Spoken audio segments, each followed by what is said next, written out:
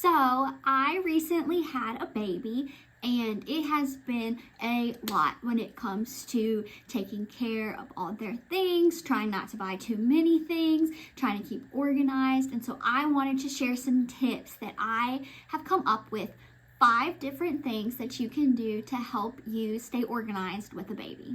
Number 1, and this is the most important one of all of them, and it is the hardest one to do, and that is to buy things as you need them. Whenever you announce that you're going to have a baby, everyone is telling you all the things that you need. Everywhere on the internet is telling you that if you don't have this, that, and the other, that your baby's not going to sleep, they're going to be dumb, this is going to happen, blah, blah, blah. But I'm here to tell you that you don't need most of that. Before you have your baby, the most important thing is to have a way for them to eat, a place for them to sleep, and clothing to put them in / diapers and wipes to keep them dry. Beyond those things, everything else is optional. So pick a few things that you know you're going to use beyond that. Maybe a couple of swaddles, a couple of blankets, things like that. If you know you're going to breastfeed, you may want to get a breastfeeding pillow or something. But beyond that, buy as you need it, because the biggest thing to remember is that the stores will still be there after you have the baby. So if it's not something that you're going to need in the middle of the night, you're good. Don't worry about it.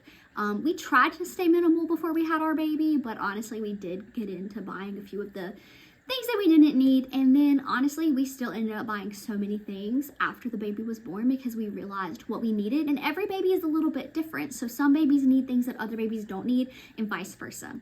You're never going to be able to predict everything that your baby needs. So just make it easier on yourself and on your pocketbook, and wait until you need it before you purchase it. Number 2, and this was honestly my favorite thing, I felt like it made it a little bit easier, and that is to have a bag for outgrown clothes to go into in the baby's room. So whenever you have your baby, they are going to start growing so quickly, and every size for babies is not exactly the same depending on the brand, or sometimes even with the brand. So your baby may be in newborn clothes and they start growing out of some of their newborn clothes, but not all of them. And if you don't have a place to put those clothes once they outgrow it, well, what's going to happen is you're just going to end up putting it back in the drawer or throwing it on the floor, and it's going to go through the wash because you threw it on the floor, etc., etc. It's just going to be so much harder. Or you're going to have to set aside a specific time to go through and find all the things that baby has outgrown. The easiest way to avoid this is to have a bag. It can literally be a garbage bag. I have a garbage bag in my baby's closet, and whenever I try to put something on the baby and it doesn't fit, it goes straight into that bag. I go ahead and I label that bag whatever size the baby is currently in, so 6 to 9 months, something like that. Whenever they outgrow it, or say it was a summery outfit and now it's winter, so I can't put the baby in that, into that bag it goes. And once it's full, or we are done with that size clothes, it goes into the attic to be saved for the next baby. Also, another very important thing, but very difficult thing to do, is if there are items that you either did not have time for the baby to wear, you didn't like them for whatever reason, you didn't want to put them on it because, say, it was snaps and the baby couldn't tolerate it, or was itchy or something like that, don't save that item. Don't put that in the garbage bag for you to put in the attic and take up real estate for years and then end up still not using it for the next baby. Go ahead and either donate, or if it's in really bad condition, throw away that item so that you just don't have to think about it anymore. If you're in the throes of the newborn stage and you're like, I seriously can't even consider going to a donation place right now, that's fine. Go ahead and just make a box, label it donations, put things in that box, and whenever you do have a time, because I promise you at some point you will be able to come up for fresh air, then you can go ahead and you can donate that box. Number 3 is to get organizational things to help to organize the dresser in the baby's room, especially on the top of the dresser. So most people are going to have some type of changing station, either on like a changing table or on the dresser in the baby's room. And it is very, very helpful to have like a little organizer on top of there so that you can keep your most reached for things and you don't have to keep them in the drawer. For example, I keep like diaper cream, diapers. I actually keep like Tylenol up there too whenever the baby is sick, so that'll be there. I even have something to help make the wipes come up easier. Then you can also get dresser dividers or little bins that you can put into the dresser so that you can keep it more organized. Honestly, this is something that probably will change as the baby gets older. You'll need different things in the dresser. Currently, I have a drawer that has for nighttime, so like pajamas and sleep sack. Then I have a drawer for daytime, and then it's divided further into like onesies and pants, things like that.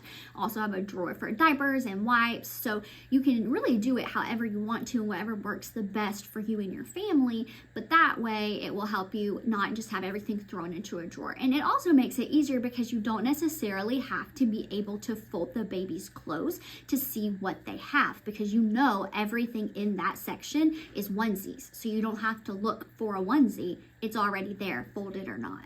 Okay, number 4 is using either an app or a paper planner to help you to remember when to do the big things. So when you have a baby, you're not really going to be thinking that much about tidying and cleaning and things like that, but there are certain things that need to be done in the house to prevent you from feeling like everything is crazy. The dishes need to be done, things need to be put away in their place so things aren't all over the floor, the garbage needs to be taken out. There are some things that can wait or not be done as frequently as they were before the baby came, but there are some things that are going to make a huge difference in your mental health if they're not done.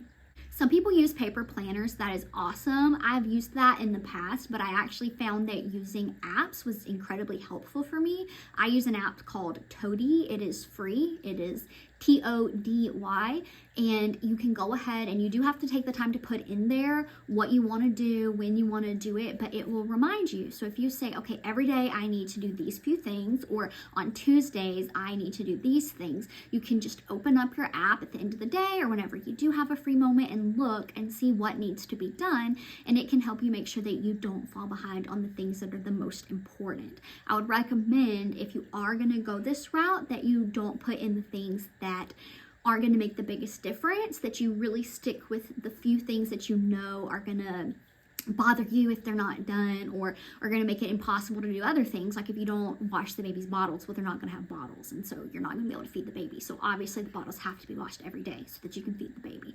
So I'd focus on those few things, and it will help to keep you sane because you won't have the mental load of having to remember what needs to be done. And last but not least, number 5 is to take 10 minutes at the end of every single day to tidy up. So at the very end of the day, things are probably going to be everywhere. Honestly, even if you're a tidy person, there are times when you're carrying the baby and you can't pick up the thing that fell on the ground, or you can't bring it back to where it's supposed to go because you just don't have enough hands. So once the baby is down, you're about to go to bed, take 10 minutes, or honestly, it could even be 5 minutes if that's all you feel that you can spare, and just pick up the things that are on the ground. Literally just picking up the things and putting them back where they're supposed to go can make a huge difference in your mental health when you wake up in the morning and your house visibly looks tidy. Okay, so that was it. That's the 5 biggest tips that I have for staying organized once you have a baby. I do have a few other ideas for things that can help you stay organized or minimal, and how to declutter when you have a baby, how to prevent the buildup in the first place. Please leave a comment and let me know what you think was the most important thing that you did to help stay organized whenever you had a baby. Subscribe if you enjoyed this video. I will be back next week with more content. Thanks for watching, and I'll see you later. Bye.